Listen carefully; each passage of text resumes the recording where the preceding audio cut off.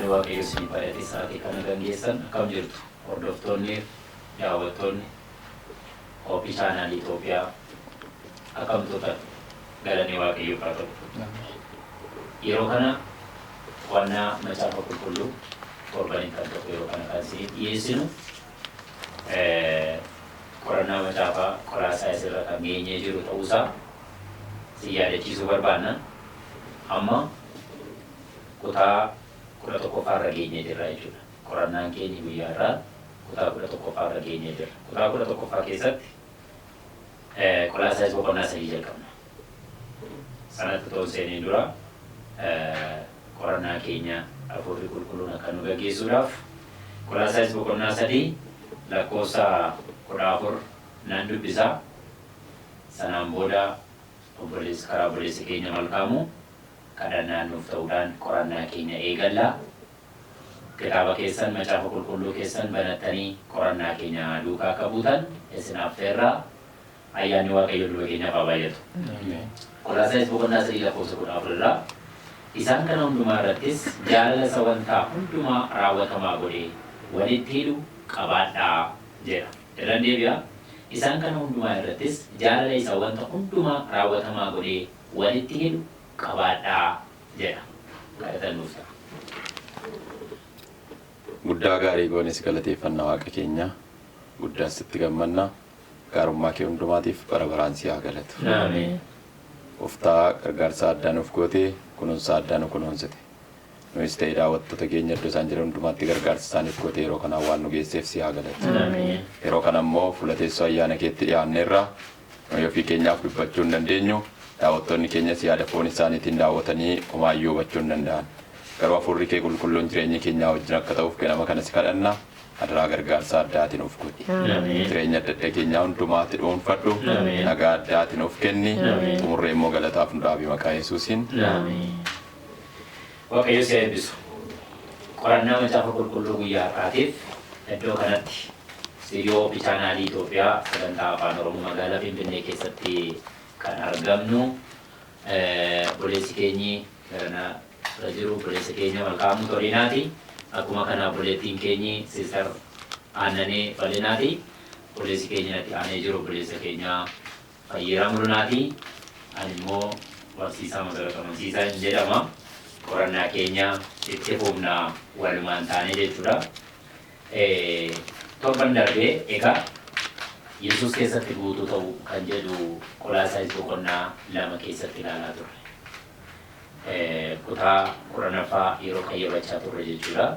Qolaasaayis boqonnaa 2 lakkoofsa 1 hanga 23 kan nuti ilaalaa turre. Gooftaa keenya Yesuus Kiristoositti guutuu ta'uu akka nuti dandeenyu nuti dubbataa jechuudha. Kun immoo kan inni ta'uu danda'u karaa kennaa gooftaan keenya Yesuus Kiristoos nuuf kennu.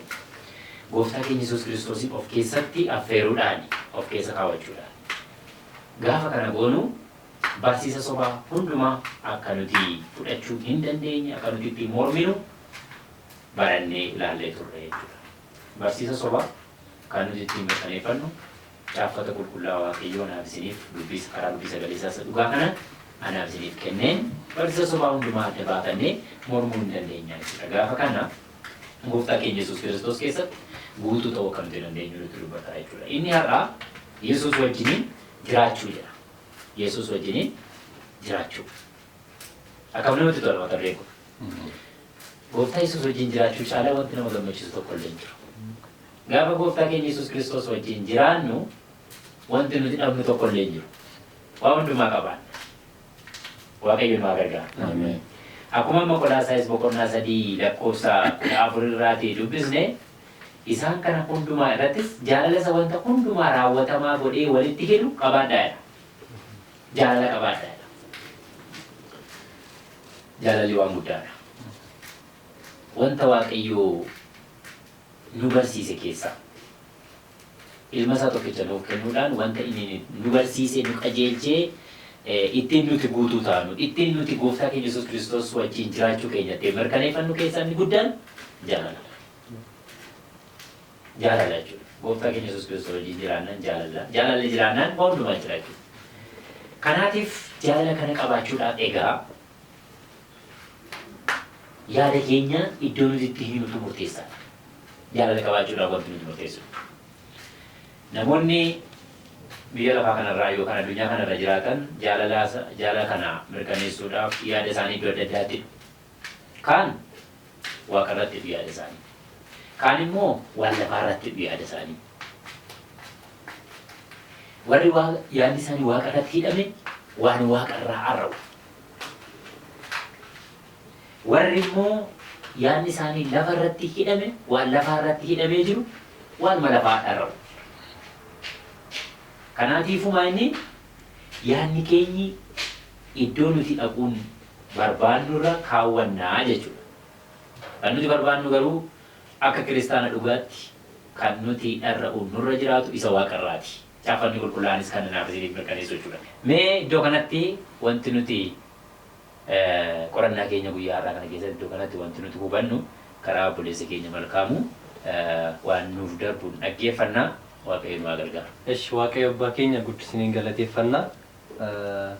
Waaqayyo wajjin jiraachuun akkam nama gammachiisa. Akkasumas immoo waaqayyo wajjin yommuu jiraannu qormaata akkamii qaba waaqayyo wajjin jiraachuun abdii akkamiis qaba kan jedhu wajjiniin yommuu ilaallu ta'a. Akkuma obboleessi keenya jalqabaa nuuf kaasee Yesuus wajjin jiraachuun waan tokko nu abdachiisa waan tokkos nu hubachiisa. Wanti nu abdachiisu jireenya bara baraa iddoo waaqayyo jiru jiraachuuf akka jiru gara sanatti akka deemaa jirru abdii guddaa nuuf kenna jechuudha. Kanaaf iddoo sana gahuudhaaf immoo nuti maal gochuu qabna waaqayyo wajjin jiraachuu fi akkasumas immoo wanta waaqarraa barbaadu irratti xiyyeeffachuu qabna jechuudha. Kanaaf heertuu amma nuuf dubbifame irratti waa'ee iddoo sanaa gaafa kaasu nuti maal gochuu akka qabnu keessumaa warri Kiristoos wajjin jiraatan warri Kiristoos wajjiniin adeemaa jiran kun adeemsa akkamii keessa darbanii kan jedhu yommuu itti wajjin ilaallu ta'a jechuudha. Qolaasas boqonnaa 3 lakkoofsa 1 irratti maal jedha? Egaa Kiristoos wajjin du'aa erga kaafamtanii jechuun maal jechuudha? Hiika nuti jecha kana maal? Mee ofii keenyaa hiikna osoo hin taane kitaaba qulqulluu keessaa erga Kiristoos wajjin du'aa erga kaafamtanii jechuun nuti kun maal jechuu akka ta'e mee ni ilaalla. Qolaasas boqonnaa 2 lakkoofsa 12-3 Kiristoos wajjin du'aa kaafamuu jechuun maal jechuu akka ta'e wajjin ilaalla. Qolaasas boqonnaa 2 lakkoofsa 12 irraa cuuphaadhaan Kiristoos wajjin awwaalamtanii hojii aangoo waaqayyo isa warra du'an keessaa isa kaasetti amanuu keessaniin isinis immoo isa wajjin du'aa kaafamtanittu. Isinis yeroo daddarbaa keessanii fi dhagna qabaa dhaabuu foon keessaniif hafuuraan du'oo yoo taatan iyyuu waaqayyo akka isin Kiristoos wajjin jiraatoo taatan godheera. Yeroo daddarbaa keenya hundumaas nuuf dhiiseera jedha. Galanni guddaan waaqayyoofadha. Kanaaf Qolaasas boqonnaa 3 lakkoofsa 1 irratti erga Kiristoos wajjin du'aa erga kaafamtan jechuun maal jechuudha? Erga cuuphamtan. Cuuphachuun immoo maal jechuudha? Wanta biyya lafarraa duunee du'aas kaanee Kiristoos wajjin maal ta'anirra jireenya haaraa argachuu jalqabne jechuudha. Kanaaf karaa kanaatiin adeemsa waan waaqarraa barbaadu keenya keessaa adeemsi tokkoffaan isa kanadha jechuudha. Erga manni booda maal goona ni cuuphamna. Cuuphaan immoo wanta biyya lafarraa du'aa agarsiisa jechuudha. Itti aansee immoo maal jedha? Wanta waaqa keessaa iddoo Kiristoos gara mirga waaqayyoo taa'ee jirutti barbaadaadha. Kana jechuun waa'ee mirgaa gaafa kaasnu immoo Kiristoos waan hunduma mirga jechuun mo'icha. Kiristoos du'as ni mo'ate, cubbuus ni mo'ate, seexanas ni mo'ate, sana booddee dhaqee mirga abbaata jechuudha. Kana jechuun mo'icha. Kanaaf isa mo'e sana barbaada. Iddoo inni jiru sana dhaqaa. Kiristoos nu keessa jira. Kanaaf Kiristoos erga nu keessa jiraate Kiristoos immoo waan hunduma wantoota gurguddaa kana sadan mo'eera. Kanaaf nutis immoo cuuphamnee Kiristoosin qulqulloofneera. Kanaaf nuti kana booddee isa mo'e sana iddoonni jiru sana jiraachuudhaaf iddoonni amma jiru sana bira ga'uudhaaf nuti yeroo hundumaa yaada keenya qalbii keenya nama isa maal gochuu qabna yaaduu qabna jechuudha. Karaa biraatiin sun immoo karaa kamiitiin fiixaan nu ba'uu danda'a kan jedhuuf immoo Ibroota boqonnaa 12 lakkoofsa 2 irratti maal jedha? Yesuus isa amantii keenya jalqabee fiixaan baasu sanatti ija hin buqqefannu. Kun egaa ejjennoodha. Inni gammachuu fuula isaa dura jiru sanaaf jedhee fannoo irratti du'uu isaatiif yeelloo isa irra ga'e homaatti otoo hin lakkaa'in obsaan fannoo irratti du'uu hin danda'e. Ergasiis gara mirga teessoo waaqayyoo taa'e jedha. Kanaaf nuti Kiristoos isa kana wajjiniin amantii keenya jalqabee fiixaan kan nuu baasu Kiristoosidha. Nuti immoo Kiristoositti dabalamne yeroo waan ta'eef isarra jan buqqifannuun kaayyoon keenya aggaamiin keenya ejjennoon keenya isa kanadha jechuudha. Kana yoomiyyuu dagachuu hin qabnu. Itti fufee immoo maal jedhaa yaada garaa keessanii wanta waaqa irra jirutti hidhaa malee wanta lafa irra jirutti hin hidhinaa. Kana jechuun immoo maal jechuudha? Kitaabni qulqulluun nu hiika. Maatiyos boqonnaa 6 lakkoofsa 33 irratti maal jedhaa? Duraan dursaatii yaada keessan mootummaa waaqayyoo fi qajeelummaa isaa barbaadutti hidhaa. Kana malees kan barbaachisu hundinuu immoo isiniif hin kennamaa jedha. Kanaaf nuti wanti waaqni nurraa barbaadu yaada keenya qajeelummaa fi mootummaa waaqayyootti hidhuudha. Sana booddee asirratti maal jedhaa? Wanta lafarratti hin hidhinaa. Kanaaf wanti lafarratti illee nu barbaachisu sana booddee maal ta'a? Nuuf ni kennamaa jechuudha. Kanaaf kana yoomiyyuu wanta dagachuu hin qabnedha jechuudha. Akkasumas immoo tarii adeemsuma gara wanta waaqarraa barbaadu keessattis immoo dhagaa gufannaa mudannoon garaagaraa jiraachuu danda'a. Garuu Roomee boqonnaa 6 lakkoofsa 2 irratti maal jedhaa? Nuyi warri cubbuu jalaa duune si'achi attamitti cubbuu jala jiraannare jedha. Kanaaf ergi gara Kiristoositti dabalamne nuti deebinee cubbuu hojjechuu hin qabnu jechuudha. Waa hundumaa maal gochuu qabnu? Of eeggachuu qabna jechuudha. Kana sirriitti hubachuutu nurra jiraata jechuudha. Akkasumas asirraas edda akkas jedhee booda immoo maal jedhaa? Isin duutaniitu jireenyi keessan Kiristoos wajjin waaqayyo keessa dhokateera jedha. Itti fufee immoo Kiristoos inni jireenya nuuf ta'e yommuu mul'atu isinis immoo isa wajjiniin ulfina mul'achuuf jirtu jedha. Kanaaf mee kana jechuun immoo maal jechuu akka ta'e immoo tokkoffaa Qorontos boqonnaa 15 lakkoofsa 42 hanga 44tti kan jiru isinifan dubbisa. Ka'uun warra du'anis akkasuma ta'uuf jira. Wanta badutu awwaalama. Wanta hin bannetu kaafama. Gaddeebiidhaan hin awwaalamna, ulfinaan hin kaafamna. Dadhabbiidhaan hin awwaalamna, humnaanis hin kaafamna. Dhagna fooniitu awwaalama, dhagna hafuuraatu kaafama. Dhagni foonii erga jiraatee dhagna hafuuraas immoo jira jedha. Galanni guddaan waaqayyoof haa ta'u. Kanaaf wanti guddaan har'a biyya lafaa kanarra gaafa jiran foon cubbuun dadhabsi kana gaafa uffanni jiru deebinee immoo foon isa hin duune isa hin dulloomne sana akka uffachuuf jirru yoomiyyuu dagachuun hin danda'amu jechuudha. Kanaaf yeroo hundumayyuu abdii keenya sanarra kaawwatu baay'ee barbaachisaadha. Dhumarratti maal jedhaa? Lakkoofsa 4 irratti Kiristoos inni jireenya nuuf ta'e yommuu mul'atu isinis immoo isa wajjin ulfinaan mul'achuuf jirtudha. Kanammoo mee tokkoffaa Phexros boqonnaa 4 lakkoofsa 13 irratti maal jedhaa? Kiristoos ulfina isaatiin yommuu mul'atu gammaddanii akka ilaalchisanitti hammuma dhiphina isaa keessaa hirmaattu taatan isinis ammasuma gammadaa jedha. Kanaaf gaafa Kiristoos ulfina guddaatiin gaafa mul'atu nutis ulfina sana keessatti qooda qabna jechuudha. Ulfinaan Kiristoos gaafa mul'atu nutis ulfinaan duumessa ulfina keessatti butamne Kiristoos simanna. Jireenyi keenya immoo jireenya Kiristoos wajjin hin jiraatu, jireenya mudaa hin qabne, jireenya cubbuun hin faalamne ta'uusaa mirkaneeffachuutu nurra jiraata jechuudha. Garuu kana adeemsa kan hundumaa keessattis immoo waan tokko hubachuun nurra dhabamuun qabu jechuudha. Adeemsa wanta waaqarraa barbaadu keessatti wanta waaqarraa barbaaduuf amantii keenya cimsinee eeggachuun baay'ee barbaachisaadha. Tokko. Lammata immoo kitaaba qulqulluu sirriitti dubbisuun baay'ee barbaachisaadha. Kitaaba qulqulluu dubbisuu duwwaa osoo hin taane wanta kitaaba qulqulluu nutti immoo kan hubachiisu hafuura qulqulluudha. Hafuura qulqulluu malee wanta macaafa qulqulluu jedhu hubachuun nuuf hin danda'amu. Ittillee jiraachuun nuuf hin danda'amu jechuudha. Kanaaf hubachuudhaaf ittiin jiraachuudhaaf hafuura qulqulluu baay'ee kadhachuun barbaachisaadha jechuudha. Sadaffaa immoo shaakala hafuuraa cimaa ta'e maal gochuu qabna? Yeroo hundumayyuu qabaachuu qabna jechuudha. Shaakala hafuuraa jechuun waan biraa miti barri. Waan dubbisne sana jireenya keenya keessatti ittiin shaakalu. Waan dubbisne waan hubanne sana arrabaaf sammuu beekumsa duwwaan osoo hin taane jireenyi keenya sana lallabuu danda'utu irra jiraata jechuudha. Yommuu kana goonu nuti abdii qabna jechuudha. Kanaaf walumaa galatti garuu kiristaanota taanee gaafa jiraannu jaalalli Kiristoos gaafa onnee keenya irratti immoo gaafa jaalalli Kiristoos onnee keenya qabatu jaalalli Kiristoos nu keessa jiru sun eenyuun lallabaa?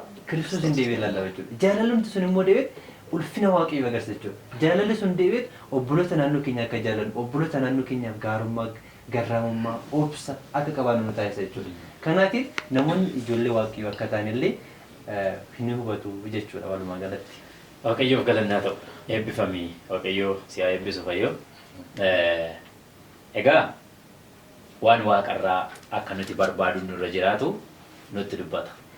Obboloota yaada keenya eessatti hinee jirra kan jedhu akka of gaafannu barbaada. Isa waaqarraatti hinee jirra moo isa lafarraatti hinee jirra? Kan waaqayyoo isa waaqarraatti yoo dursa kennine wanti lafarraa hundi nuuf guuta. Lama nuti jiraannu hundumaatti jechuudha. Kanaatiif gaaffii kana irra deddeebinee of gaafannee sanaan booda gara ayyaana waaqayyoo barbaaduutti akka nuti dhufu. Isatu guutuu nu taasisa waan ta'eef. Isatu iddoo hir'ina keenyaa dhaabbatee akka nuti yaada keenyaan gara mootummaa waaqaa isa waaqarraatti yaada keenya hiinuu nu taasisa waan ta'eef. Egaa erga cuuphamne biyya lafaatti maal taaneerra? Duuneerra. Kiristoosii wajjin du'aa kaaneerra. Kana nu barsiisa jechuudha. Sanaan booda gooftaan keenya Yesuus Kiristoos mirga abbaa isaa taa'ee jira. Akkuma kana deebi'ee maal ta'a? Hin dhufaa, hin mul'ata jechuudha. Gaafa inni dhufu isaa wajjiniin ulfinaan mul'achuuf jirtuu nuun jedha. Maqaan isaa kan galateeffame haa ta'u. Isaa wajjiniin mul'achuuf jiraachuu keenya kan nuti mirkaneeffannu har'a yaada keenya isa waaqarraatti hidhuun nurra jiraata jechuudha. Ayyaanni waaqayyoo hunduma keenyaaf haa baay'atu. Yaadaaf gaaffii yoo qabaattan lakkoofsa bilbilaa lakkoofsa saanduqa poostaa foddaa televezyiinii irra deemuun nu qunnamuu hin dandeessu. Nuuf barreessaa, nuuf bilbilaa waliin hin qayyabanna. Itti fufna. Mee boqonnaa 3 lakkoofsa 5-6 nan dubbisa. Egaa yaada keessa wanta lafarra jiruutti isa hidhu halaalummaa fi xuraa'ummaa, kajeellaa fi hawwa hamaa, sassata isa waaqayyoolii tolfaman waaqessuutti lakkaa'amus of keessaa ajjeesa. Sababii wanta kana hundumaatiif dheekkamsi waaqayyoo warra isaaf hin abboomamne irratti in dhufaa jedha. Waaqayyo nu haa oolchu. Gaafa gooftaan keenya Yesuus Kiristoos nu keessa jiraatu hamaan isin keessaa in badaa nuun jedha. Kanaafuu mee qabxii kana iddoo kanatti wanti nuti hubachuun nurra jiraatu karaa fuuldura keenyaa itti fufnee ilaallaa. Ayyaanni waaqayyo hunduma keenyaaf haa baay'atu. Tole, gooftaa keenya gaarii goone galateeffanna. Maqaan waaqayyoo ulfinaan kan jajame haa ta'u. Karaa adda ta'e qo'annaan keenya guyyaarraa Qolaasaayis boqonnaa 3 irratti kan xiyyeeffatedha. Qolaasaayis boqonnaa 3 lakkoofsa 1 irraa kaaneetu wal qabsiisnee deemnee lakkoofsa 5 fi 6 irra geenye jirra. Innis akkuma obboleessi keenya nuuf dubbise yaada keenya wanta lafaa yookiis immoo wantoota xuraa'aa ta'etti kan hidhan of keessaa baasu akka nuti qabnudha. Yookiis immoo jireenya keenya keessaa waan hamaa balleessu akka nuti qabnudha. Macaafni qulqulluun kun kan inni dubbatu jireenya keenya keessa wanti hamaan jiru yookiis wanti Kiristoos Yesuusiin akka nuti hin argine nu taasisu akka inni jireenya keenya keessaa ba'uudha. Innis akkas jedha. Egaa yaada keessan wanta lafa irra jirutti isa hidhu halalummaa fi xuraa'ummaa, kajeellaa fi hawwa hamaa, sassata isa waaqayyolee tolfaman waaqessuutti lakkaa'amus of keessaa ajjeesaa jedhaan. Egaa kan nuyi keessa keenya ajjeesuu qabnu isaan kana ergaa ta'e akkamitti ajjeesuu qabnaadha. Falli nuti barbaaduu qabnu. Isa kana of keessaa yookiis jireenya keenya keessaa ajjeesuudhaaf dursa ofii keenyaaf jalqaba Yesuusii wajjin hafuuraan du'uu qabna. Jalqaba Yesuusii wajjin hafuuraan hin duune yoo ta'e isaan kana keessa keenya ajjeesuun baay'ee nutti ulfaata yookiis kan nutti cimudha. Kanaaf jalqaba gooftaa keenya Yesuus Kiristoos wajjin du'uu qabna. Sanaa booda wantoota cubbuu jireenya keenya keessa jiranii balleessuu dandeenya waan ta'eef erga Yesuus Kiristoos wajjin duune wantoota cubbuu jireenya keenya keessa jiran dhabamsiisuu dandeenya. Kan nuyi beekuu qabnu qaamni keenyaa fi sammuun keenya wantoota nu hin barbaachifne wantoota yaada keenya wanta lafarraatti hidhu wantoota samaayii nu dagachiisu waan baay'ee nu hawwuu danda'a. Garuu isa kana yaadaaf sammuu keenya isa wanta lafaatti hidhuu barbaadu kana ajjeesuu akka nuti qabnudha. Macaafni qulqulluun keenya har'a kan inni baay'ee isaa nutti himu. Gaafa kana goonu sammuun keenya gaafa kana godhu cubbuu irratti du'a nutti fida. Yoo wanta lafaa hawwinuu jechuudha. Du'a nutti fida. Garuu wanta lafaarra jireenya keenya yeroo kaasnu wantoota lafaa yookiis wantoota hamaa jireenya keenya keessaa yeroo balleessinu gooftaa Yesuus Kiristoos wajjin warra jiraatan nu taasisa. Macaafa qulqulluu keenya yeroo ilaallu lakkoofsa 6 ammoo akkas jedha. Sababii wanta kana hundumaatiif dheekkamsi Waaqayyo warra isaaf hin abboomamne irratti hin dhufaa'edha. Sababii wantoota kam hundumaatiifidha. Lakkoofsa 5 irratti maqaas dhahaasa oolle halalummaa, xuraa'ummaa, sassata, ejjummaa sababa isaan kana hundumaatiif wanta dhalli namaa isaan kana amaleeffate hundumaatiif dheekkamsi Waaqayyo warra lafa irra jiranitti dhufaa'edha. Macaafa qulqulluu keenya keessa deddeebinee yeroo ilaallu dheekkamsa Waaqayyoo kan jedhu Phaawulos iddoo baay'eetti kan inni fayyadame.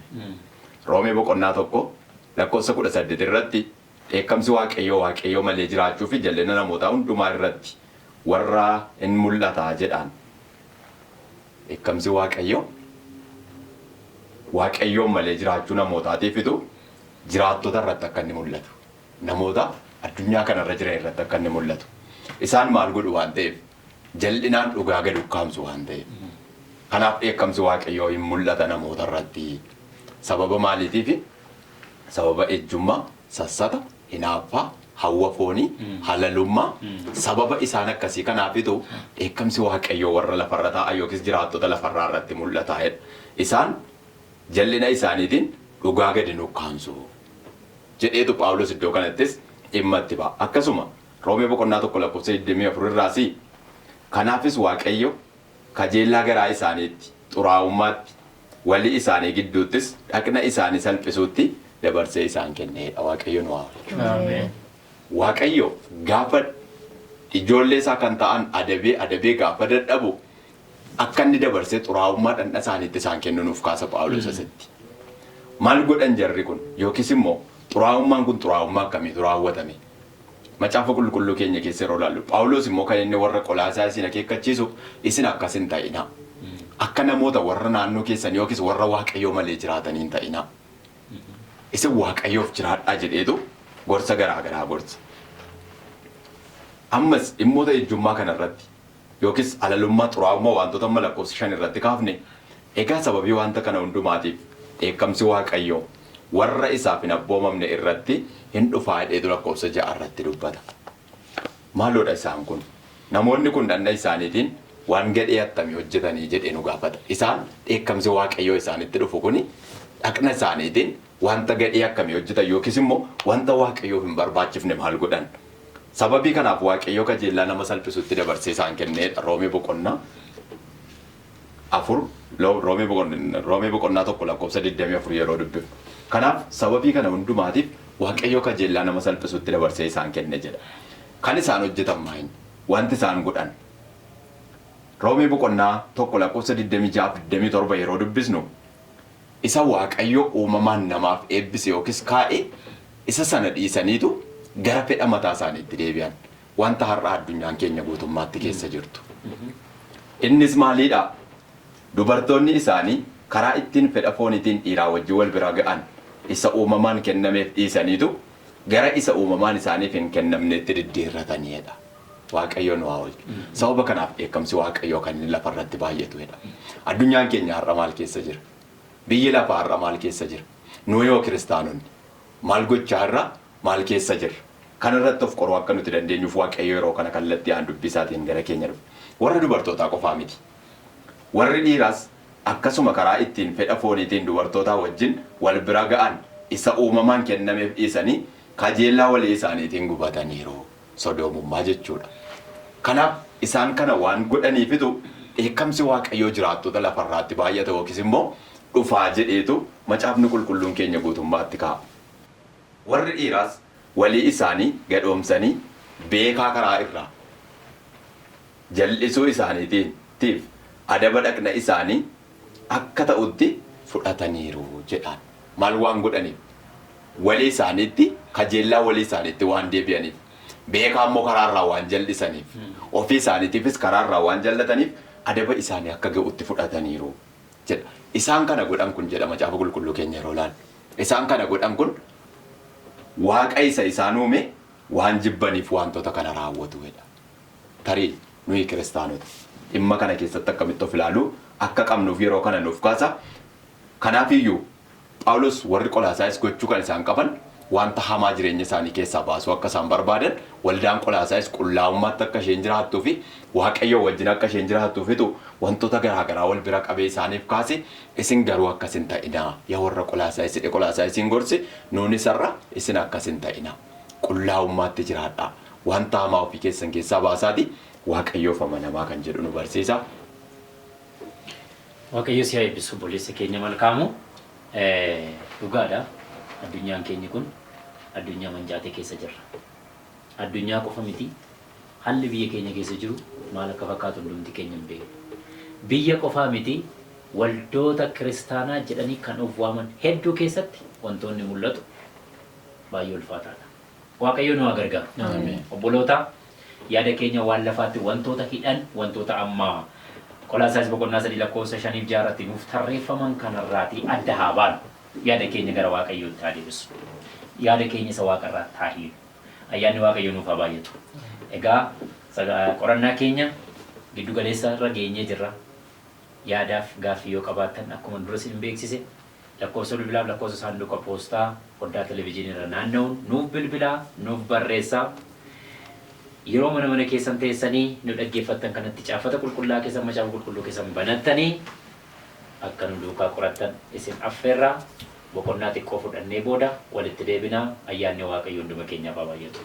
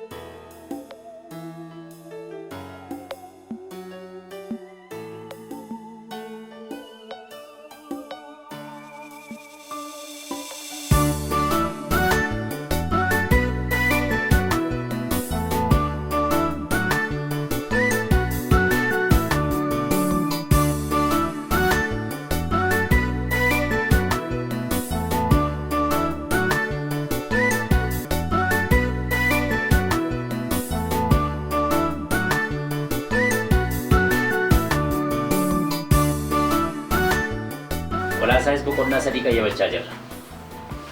Qorannaa keenya kanarratti akka itti eebbifamtan abdii guddaan qaba. Haaluma kanaan mana keessan teessanii akkasiin nu wajjin qayyabachaa jirtan gargaarsi Waaqayyoo akka nuuf baay'achaa jiru ayyaanni Waaqayyoos nu gargaaraati kan inni jiru mana keessanittis dhugaadha inni isin gargaara. Amma Qolaasaayis boqonnaa 3 lakkoofsa 6-11tti nan dubbisa. Akkas jedha. Sababii wanta kana hundumaatiif dheekkamsi Waaqayyoo warra isaaf hin abboomamne irratti in dhufa. Namoota waan akkasii hojjetan gidduu yommuu jiraattan isinis immoo yeroo sana akkasumatti deddeebi'aa turtan. Amma garuu isin dheekkamsa, aarii, hammina, maqaa walii balleessuus hundumaa ofirraa fageessaa. Dubbiin nama yaasisuus afaan keessan keessaa hin ba'iin. Soba walitti hin dubbatiina. Namummaa moofaa hojii isaa hundumaa wajjin ofirraa baaftaniittu. Namummaa haaraas uffattaniittu. Inni hubannaa isaa akka fakkaattii isaatti isa uumee bira ga'uudhaaf yeroo hundumaa haareffamuutti jira. Egaa si'achi Giriikii fi Yihuudii nama dhagna qabatee fi nama dhagna hin qabatin wallaalaa isa jireenya isaan qajeelfatiin garba birmaddu jechuun hin jiru. Kiristoos garuu hundumaaf jira. Inni nama hundumaaf waan hundumaatii nuun jedha. Kana karaa obboleettii keenya aannanee iddoo kanatti beekumsa Yesuus isa dhugaa qabaachuun akka nurra jiraatu kan jedhu irratti ertuu amma dubbifanne keessatti maal hubachuun akka nurra jiraatu karaa obboleettii keenyaan kan nuuf darbu ta'a haa hordofu. Tole, maqaan Waaqayyoo bara baraan haa eebbifamu. Amma ammaatti Yesuusii wajjin jiraachuu yookiin Yesuusii wajjin guutuu ta'anii isa wajjin jiraachuu kan jedhu mata duree guddaa kan nuti ilaalaa jirru. Akkuma amma nuuf dubbifame macaafa keenya qorannaa Qolaasaayis boqonnaa 3 keessa jirra. Qolaasaayis boqonnaa 1-5tti akkuma dura baranne amma boqonnaa 3 lakkoofsa 6-11 irra kan jiru irra geenyeerra. Achi keessatti kiristaana tokkoof maaltu akka hin barbaachisne maaltu akka barbaachisu kiristaanni dhugaan Yesuusii wajjin erga du'e Yesuusii wajjin immoo erga du'aa ka'e akkamittiin jiraachuu akka qabu maal irratti xiyyeeffachuu akka qabu Yesuusii wajjin jiraachuudhaaf ulaagaalee barbaachisan achi keessatti nuuf tarreessee kaa'e jechuudha. Kanaaf macaafa keenya gadi fageenyaan yoo qoranne Kiristoos daandii nuti irra deemuu qabnu hundumaa adda baasee nu barsiiseera nutti himeera. Kanaaf yeroo hundumaa macaafa qulqulluu keenya akka qorannu akka dubbisnu asumaan adaraa jecha eekamsi waaqayyoo warra maal godhan irratti akka bu'u araarri waaqayyoo immoo warra akkamitti jiraataniif akka ta'udha iddoo kanatti kan nuti ilaallu. Akkuma amma nuuf dubbifame Qolaasaayis boqonnaa 3 lakkoofsa 6 kaasee akkuma amma nuuf dubbifame warra waaqayyoof hin abboomamne irratti eekamsi waaqayyoo akka inni dhufuudha kan amma nuuf dubbifame. Warra waaqayyoof abboomamanii sagalee isaa dhagaanii jiraatan irratti immoo araarri waaqayyoo akka baay'atu iddoo kanatti kan nuti ilaalluudha. Dur utuu Yesuusii wajjin waliin barin yookiis utuu Yesuusii wajjin jireenya moofaatti jireenya foonitti hin du'in akkamittiin jiraachaa akka turreedha kan inni nuu kaasu. Amma garuu erga Yesuusii wajjin duunee du'aa kaane namummaa foonii sana awwaallee Yesuusii wajjin jireenya haaraa erga jalqabne nuuf immoo maaltu akka nun barbaachisne macaafni qulqulluun keenya nutti hima. Kanaaf lakkoofsa 7 irra wanta jiru yoon dubbise namoota waan akkasii hojjetan gidduu yommuu jiraattan isin immoo yeroo sana akkasumatti deddeebi'aa turtanidha. Yeroo kam yeroo isaan bira turre yommuu namoota biyya lafaa wajjin jiraannu utuu Yesuusii wajjin hin jiraatin akkuma isaanitti jiraachaa turre. Wanti nuti goonu wanti nuti agarsiisnu hundinuu isaanii wajjin tokko ture. Amma garuu akka dhuunfaa keenyaatti Yesuusii wajjin jireenya moofaa duunee awwaallee erga kaane kun isinirraa hin barbaachisuudha. Wanti nurraa eegamu sagalee waaqayyoo dhageenye waliif yaaduu waliif abboomamu maqaa wal balleessuu irraa fagaachuu hamaa wanta biyya lafaa kanarra jiru wanta ija namaatti hin tolleef gurra namaatti hin tolle irraa fagaachuu akka nuti qabnu iddoo kanatti nutti dubbatu. Lakkoofsa 8 irratti immoo akkas jedha.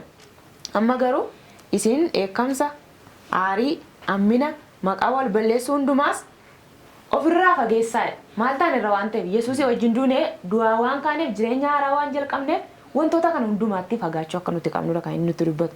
Dubbiin nama leeyyaasisus afaan keessan keessaa hin bayiniidha. Kanaaf iddoo kanatti akkamittiin akka jiraannu yoo deddeebin maal fakkaadha bakka noolutti maal fakkaadha dubbiin koo akkam akkaataa jireenya kootiin namni maal narraa hubataa jira kan jedhu yeroo gaaffii dhuunfaa keenya of gaafannuudha jechuudha. Qolaasaayis boqonnaa 3 lakkoofsa 8 irratti wanti nuti dubbatu Efesooniin boqonnaa 4 lakkoofsa 22 irra wanta jiru wajjin wal fakkaata. Achittis maal jedha yaada namummaa moofaa isa dur ittiin jiraachaa turtan isa kajeellaa nama gowwomsuun manca'e of keessaa baasaa achitti immoo isa maal godhu isa kajeellaa fooniitti nama geessu isa nama gowwomsu isa mataa keenya iyyuu dabarsinee waa namaatti of kennuudhaan nama joonjessuuf nama wallaalchisu isa maal godhaadha isa of keessaa baasaadha.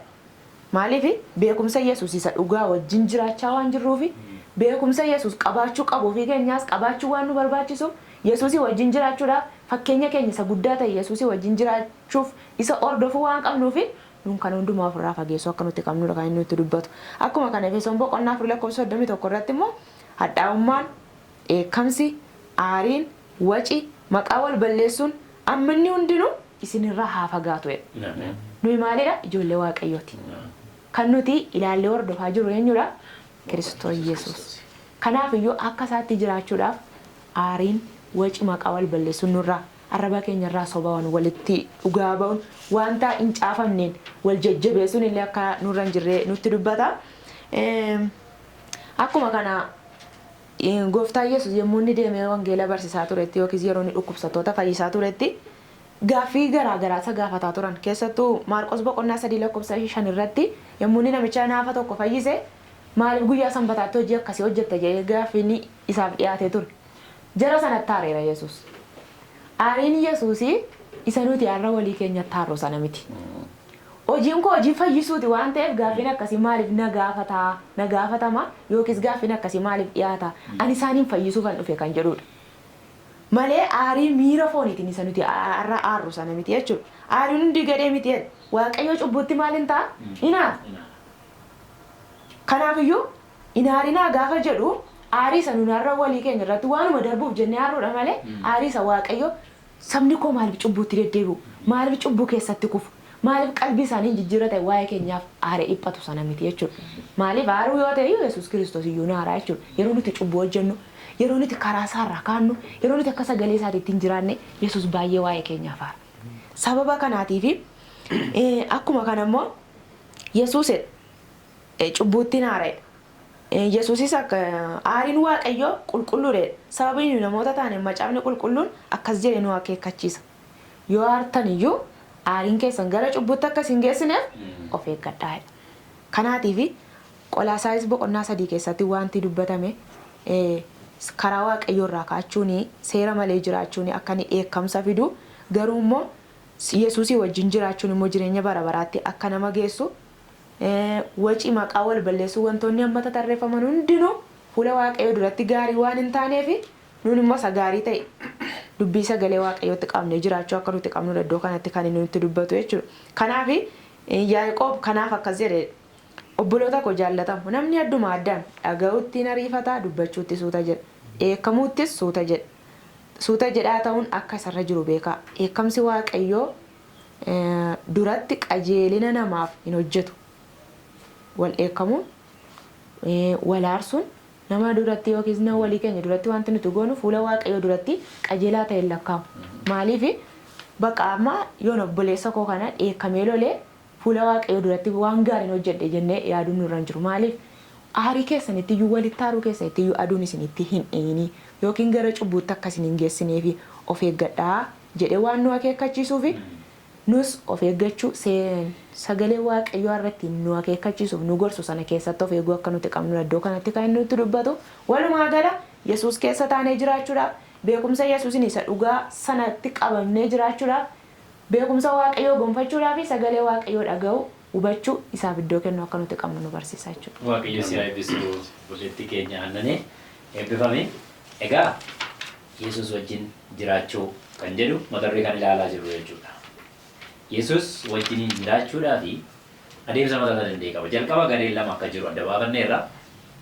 Gareewwan lamaan kana keessaa immoo garee isaa yaada keenya gara Waaqayyootti hidhuu fi garee isaa yaada gara biyya lafaatti hidhuu kan jedhu gareen kun lamaan akka inni jiru beekneerra. Sanaan booda immoo garee isa Waaqarraa jedhu irratti xiyyeeffachuu akka nuti qabnu filannoon keenya gara sana akka ta'udha kan caafni qulqulluun nutti himu. Maaliif gara sana kan nuti filannu?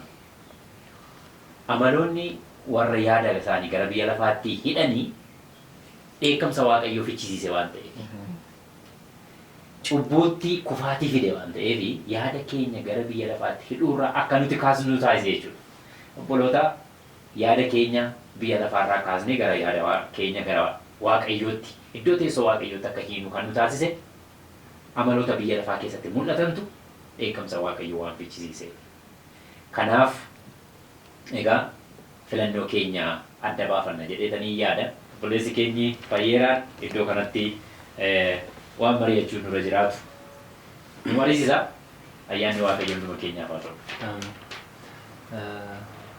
Egaa Waaqayyo warra Israa'el bifa kanaatiin erga isaan fudhatee kaayyoon inni isaan fudhateef erga kana ta'e Kiristoosumti lafarra gaafa deemaa ture nama hordoftoota hedduu qaba ture. Namoota baay'eetu isa wajjin adeemaa turan. Hundumti isaanii immoo kiristaanota hin turre.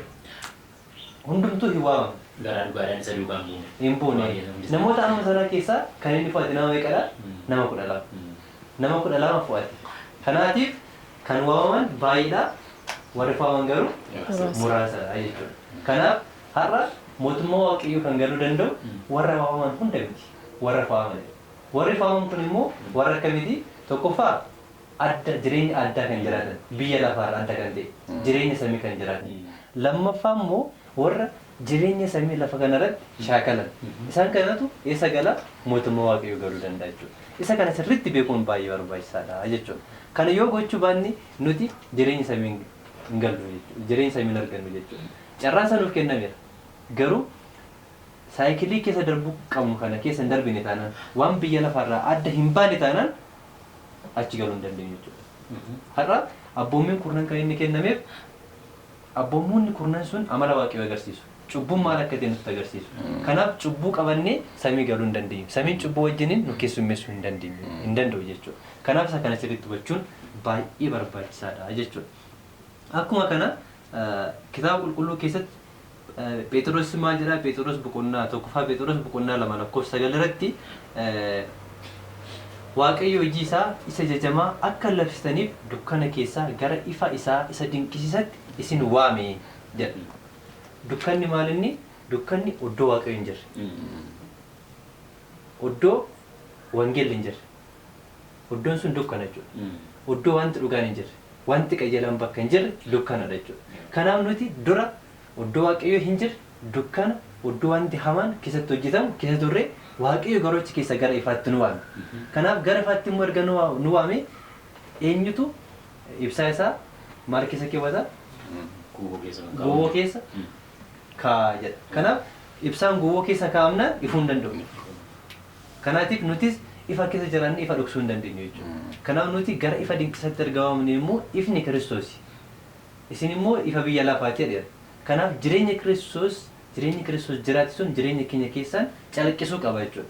Jireenya keenyaanis dubbannee afaan keenyaanis biyya lafaatiif ifa ta'uun akka nurra jiru hubachuun baay'ee barbaachisaadha jechuudha. Hundumaan waliin immoo wanti sirriitti nuti hubachuun nurra jiraatu tokkoffaa araara gaafa jennu namoota hundumaa fakkeenyaaf waaqayyo akka nuuf dhiisuuf nuti cubbuu namoota maal gochuu qabna? Dhiisuu qabna jechuudha. Araara gaafa jedhamu yookiin fakkeenya namni tokko gaafa wal lolu waaqayyoof jennee yookiin nama kanaaf jennee dhiisnaa jenna miti yeroo baay'ee. Garuu sun akkas ta'uu hin qabu. Akkam ta'uu qaba? Garuma keenya keessaa kunni baasuu qabna dogongora nama sana. Garuma keenya keessaa mul'isaa baasuu qabna jechuudha. Sana booddee gaafa garaa keenya keessaa namaaf dhiifama goonu waa'ee balleessaa nama sana gaafa dagannu waaqayyo akkasuma balleessaa keenya nuuf dhiisa jechuudha. Kanaaf bakka jiru hundumaatti baattuu namoota araaraa ta'anii jiraachuutu nuti jiraata jechuudha. Akkasumas itti fufee maal jedhaa? Gaarummaa gaafa jedhamu ofirra namaaf yaaduu. Wanti hundumtuu anaaf haa ta'u jechuudha namootaaf haa ta'u jechuudha. Ofirra dabarsinee namootaaf waa kennu kanatu gaarummaadha jechuudha. Garuu gaarummaa fi gowwummaan garaagarummaa guddaa qaba jechuudha. Kanaaf wanti nuti gaarummaaf goonu namootatti gowwummaa fakkaachuu danda'a. Haa ta'u iyyuu malee nuti kaayyoo keenya beekna. Waan gochuu qabnus beekna. Waan ta'eef gaarummaa gochuun baay'ee barbaachisaadha jechuudha. Gad of deebisuu gaafa jedhamu immoo Kiristoos inni waan hundumaan guutu, inni waan hundumaa danda'u amma sadarkaa gadi bu'ee luka miila nama cubbamaa xiqqootti erga isa geessise nuyi namoonni cubbamoonni kun immoo maaliin ololoof qabuu dandeenya? Maaliin of tuulummaan nutti dhaga'amuu danda'a? Jalqabuma yoo of tuulummaan nu keessa dhufe Luusfer keessaa dhufe jechuudha. Kanaaf hafuura of tuulummaa nu keessa jira taanaan hafuura Luusfertu nu keessa jira jechuudha. Hafuura gad of deebisuun nu keessa jira taanaan hafuura Kiristoostu nu keessa jira jechuudha. Kanaaf kanarratti illee of ilaaluun baay'ee barbaachisaadha jechuudha. Itti aansuudhaan immoo obsa. Wantoota kana hundumaa immoo maaltu walitti gudunfaa obsa.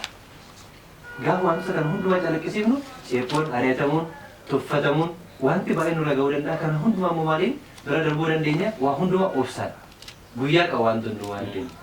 Kanaaf obsaan bira darbuu danda'uu qabna. Dhumarratti immoo jaalalli baay'ee murteessaadha jechuudha. Jaalalli waan hundumaa walitti gudunfaa jechuudha. Kanaaf jireenyi of tuulummaa hin qabne humna guddaa akka inni qabu waan hundumaas akka inni caalu jaalala Kiristoosis biyya lafa kanarratti akka inni calaqqisiisu sirriitti hubachuutu nurra jira jechuudha. Karaa kanaatiin jireenya haaraa keessa jiraachuu dandeenya. Waaqayyo isin haa eebbisu. Waaqayyo eebbisu fayyoo. Eebbifamii iddoo kanatti egaa jireenya haaraa eegaluun akka nurra jiraatu nutti dubbata. Keessumaa namoota gidduutti wanti dhabamee jiru amma yeroo ammaa kana jechuudha. Waliif dhiisuudha. Yaada waliif dhiisuu baay'ee ulfaataa akka ta'etti yaadu namoonni baay'een garuu jireenya haaraa gooftaa keenya Yesuus Kiristoos wajjin gaafa jalqabnu dandeettii waliif dhiisuu qabaanna jechuudha. Mee xumura irratti yaada gudunfaan karaa qulleessa keenya malkaamu yaada xumuraatiin hin goolabne. Tole, gooftaa keenya galateeffannaa. Egaa akkuma wantoota baay'ee keessa deddeebinee ilaalaa turre Qolaasaayis boqonnaa 3 guutummaa wanti kan nuti qorataa jirru Qolaasaayis boqonnaa 3 ammas xumurreetu jirra.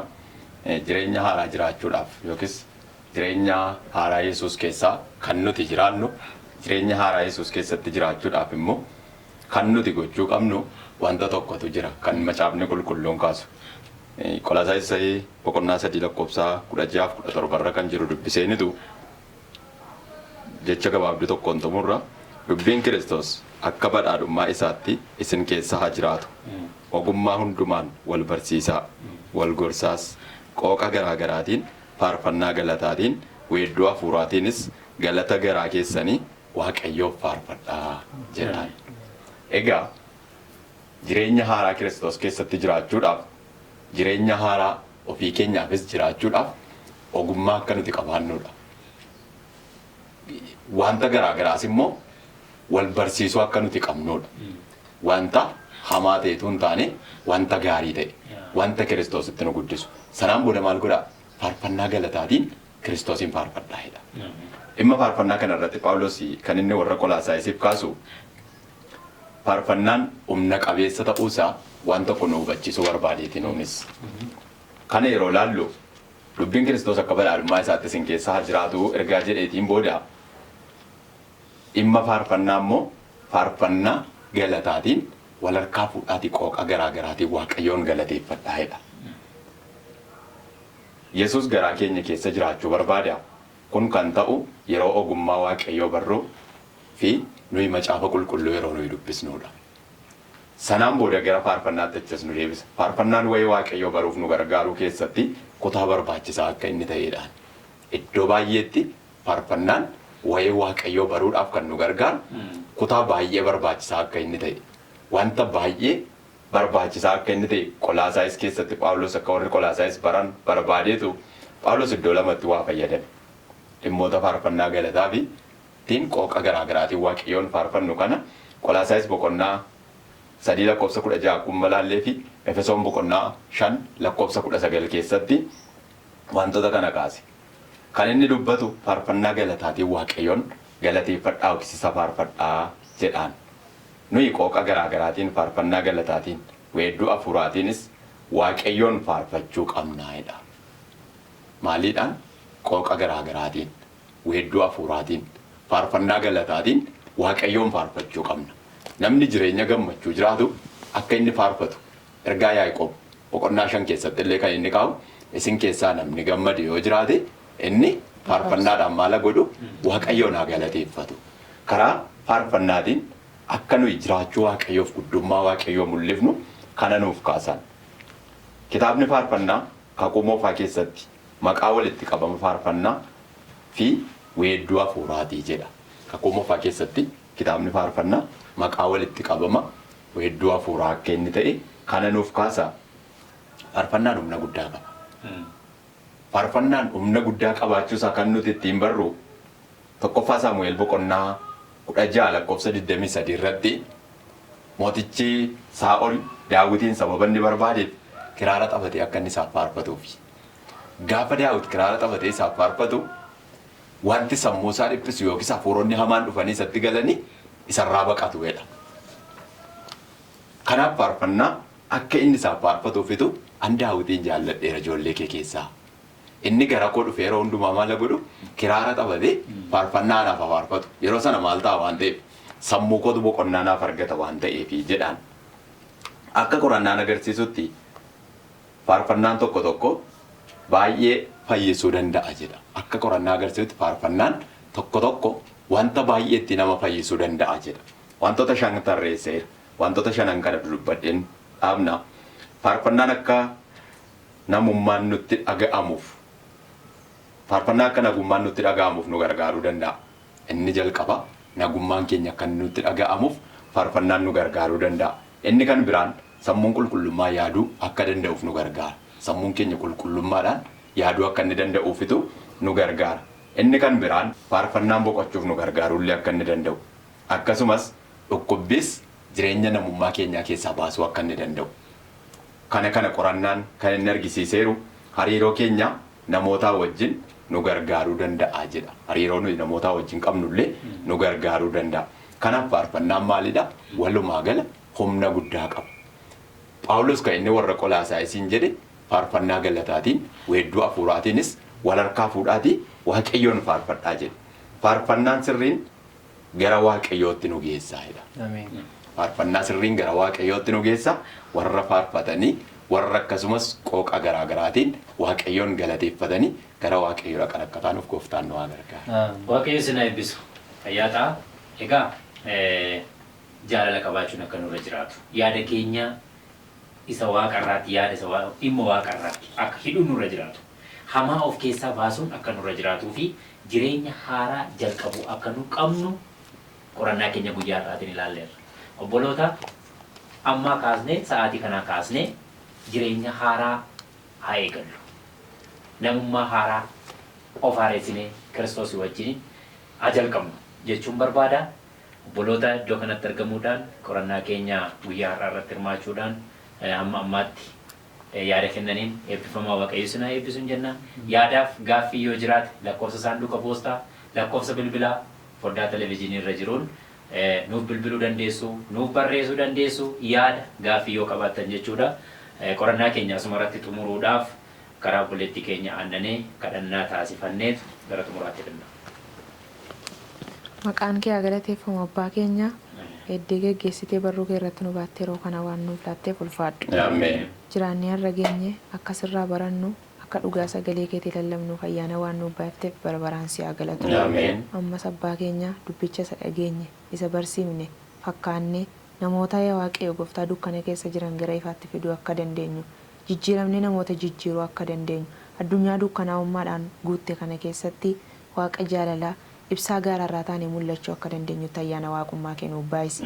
Dhaggeeffattoonni keenya illee ittiin fayyanii yaa waaqayyo guyyaa tokko si wajjin samaa irra warra jiraatan akka taaniif ayyaana keessaaniif baay'isi. Amma ammaatti waan nu gargaarteef ulfaadhu baraaf yeroo qabnu hundumaa keessatti argame nu geggeessi maqaa Yesuusiin. Ameen.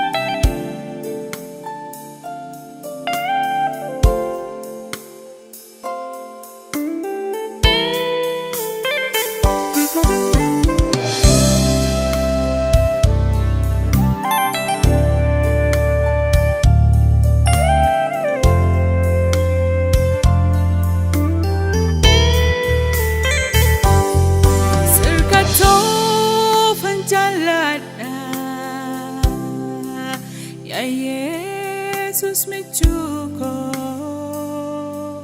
ati jalalle duka hiriya kafa mudamuko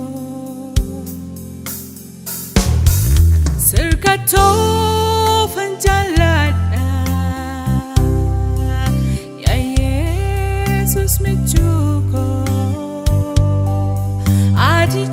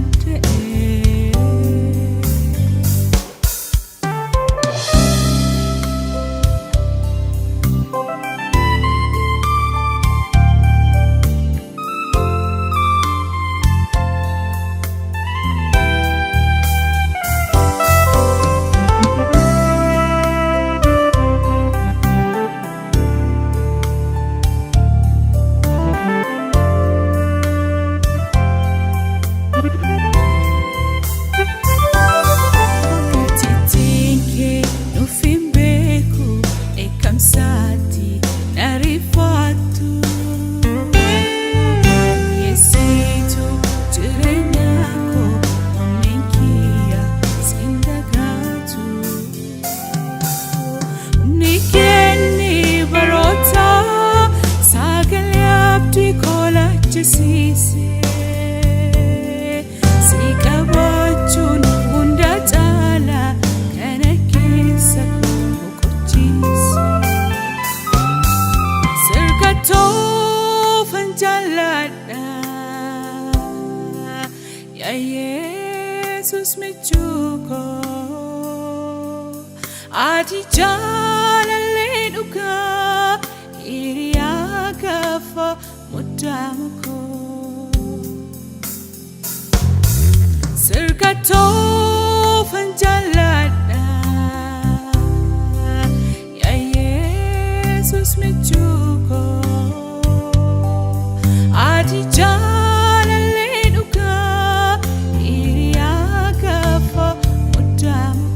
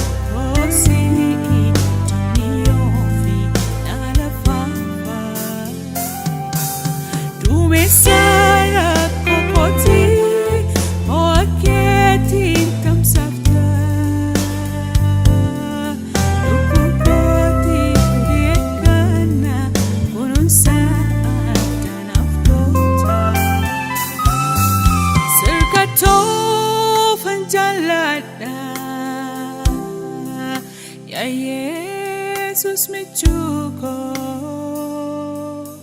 ati jaalallee dhugaa hiriyaa gaafa muddamu koo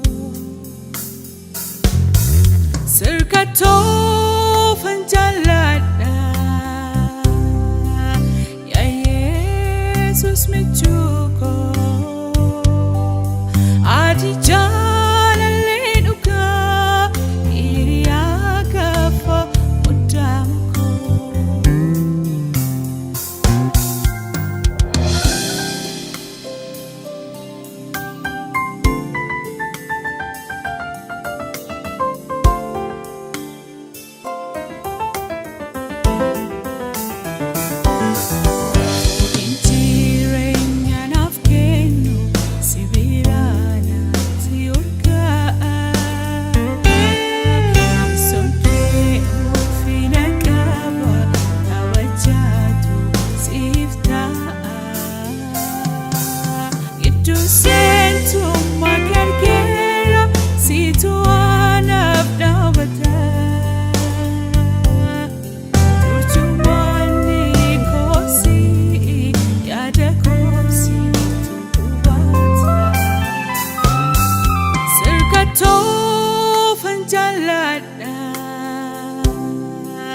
yaa Yesus michuuko